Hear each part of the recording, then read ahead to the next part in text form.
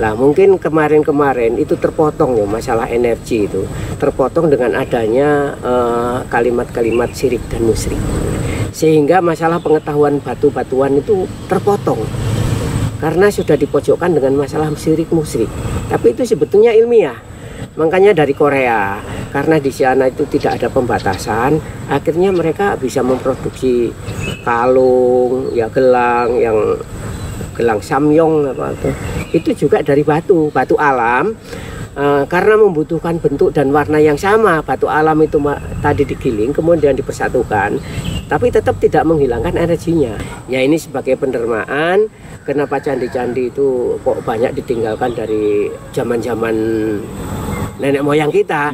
Lah kenapa orang modern tidak bisa juga meninggalkan untuk anak cucu kita gitu.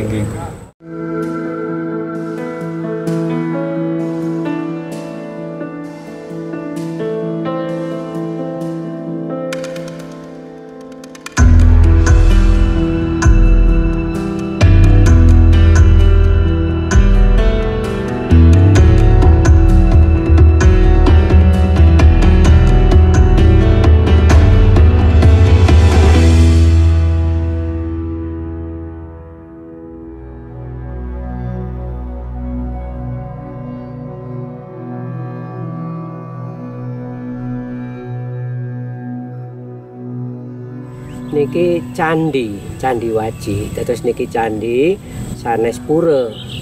Ini pura niku khusus kangge peribadatan, tapi mengenai candi niku identik kalih monumen.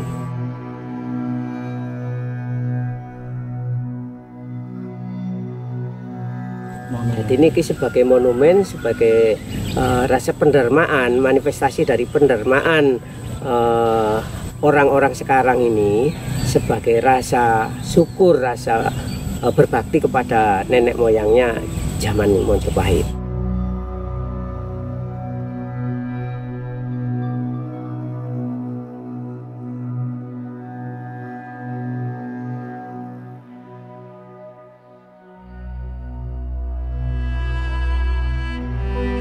Dimana asal mula dibangunnya candi di sini? Ini katanya menurut petunjuk leluhurnya mencari tempat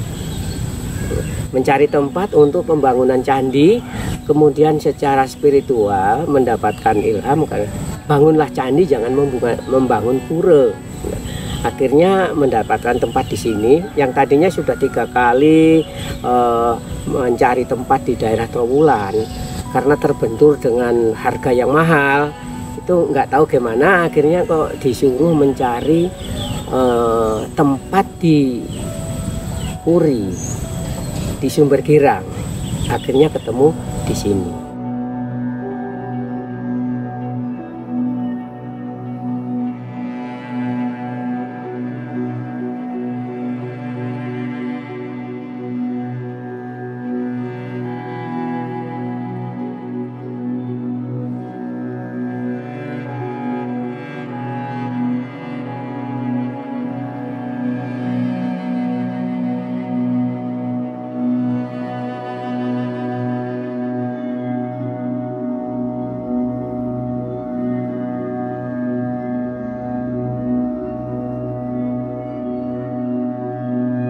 Candi Waji itu mengambil nama dari candi yang sudah ada, ya candi kuno, yaitu candi Jiwa dan candi Jawi. Nah, kita mengambil nama dari kedua candi itu, jadilah Candi Waji. Waji dalam arti kata wayahe nyawiji.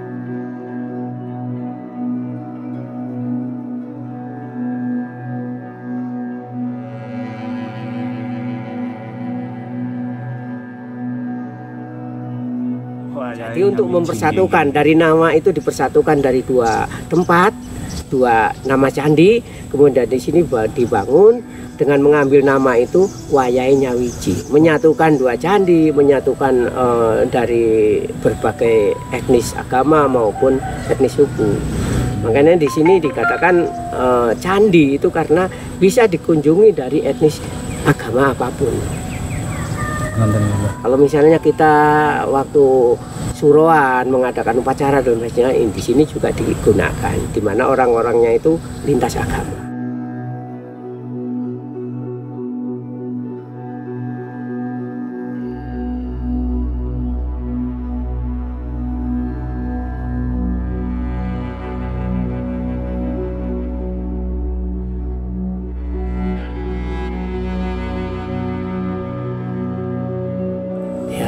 Filosofi bangunan 3 itu kan ada 9 trap, 7 trap, 5 trap. Itu menggambarkan itu sebetulnya kembali ke masalah spiritual ya. Mana 5 unsur, 7 unsur, di sini kan 8 unsur sama 7 unsur. Terus isinya dari 8 unsur itu apa, 7 unsur apa, itu ada di pendopo.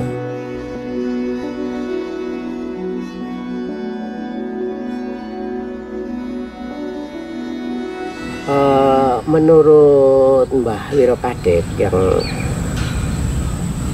mempelopori sini, itu katanya batu jamrut. Tapi secara ilmiahnya saya nggak tahu betul-betul jamrut atau bukan. Nah, itu sebagai pusat energi.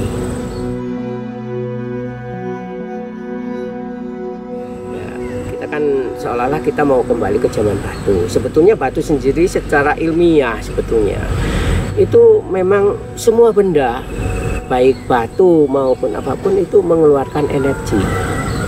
Nah, mungkin kemarin itu terpotong ya, masalah energi itu terpotong dengan adanya kalimat-kalimat syirik dan musyrik, sehingga masalah pengetahuan batu-batuan itu terpotong karena sudah dipojokkan dengan masalah syirik musyrik.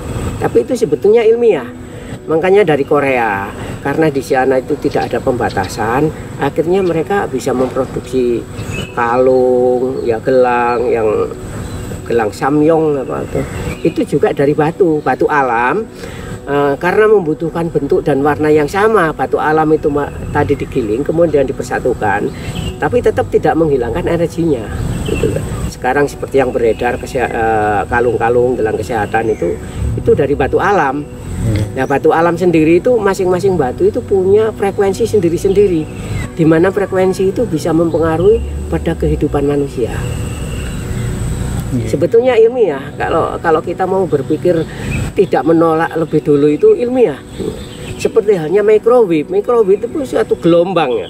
Itu satu gelombang, ternyata gelombang itu bisa dimanfaatkan. Microwave itu gelombang pada gelombang tertentu, dia kalau gelombang itu kalau bertabrakan dengan kadar air akan menimbulkan panas. Nah, karena sifatnya ilmiah ya.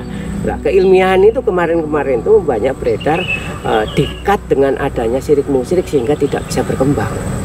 Nah, seperti halnya di sini batu yang ada di atas itu ya, itu sebagai jadi pusat penyebaran energi.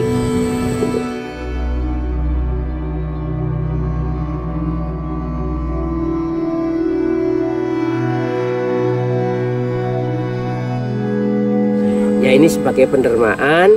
Kenapa candi-candi itu kok banyak ditinggalkan dari zaman-zaman nenek moyang kita? Nah, kenapa orang modern tidak bisa juga meninggalkan untuk anak cucu kita? Gitu.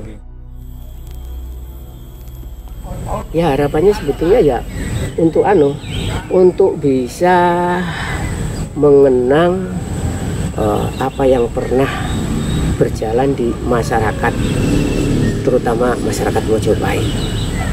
Kita mengenang kembali, kemudian menyatukan rasa yang sekarang sudah cerai-berai tidak karuan ya, di mana orang sudah banyak meninggalkan prinsip-prinsip kejawen ya, prinsip-prinsip falsafah Jawa gitu. Kita dikembalikan supaya kita juga mengenang apa yang pernah dilakukan nenek moyang kita. Anak muda sebaiknya ya mempelajari kembali, paling tidak tahulah masalah apa yang dicapai, apa yang dicita-citakan oleh nenek moyang kita pada waktu zaman Mojopahit ini. Jadi kalau bisa kita itu jangan merusak hasil-hasil peninggalan dari nenek moyang kita. Justru kita harus bisa menghargai. Satu contoh masalah keris. Keris kita lepas dari masalah syirik musyrik, karena keris itu merupakan hasil karya seni. Ya, itu hasil karya seni nenek moyang kita. Alangkah baiknya kita itu menghormati. Kita menyimpan bukan berarti kita itu menyembah. Ya, kita menyimpan berarti kita itu menghormati nenek moyang kita, hasil jerih payah nenek moyang kita yang pernah melahirkan hasil karya berupa keris, perkerisan, tombak, maupun bangunan-bangunan bersejarah. Janganlah kita dikotori dengan merusak, dengan mencoret-coret. Kalau bisa kita lestarikan. Jadi supaya kita tahu, ya, mengingat bahwa negara kita itu Majapahit, waktu zaman Majapahit itu begitu agung, begitu besar, begitu dikagumi, bahkan lebih besar dari negara Indonesia ini.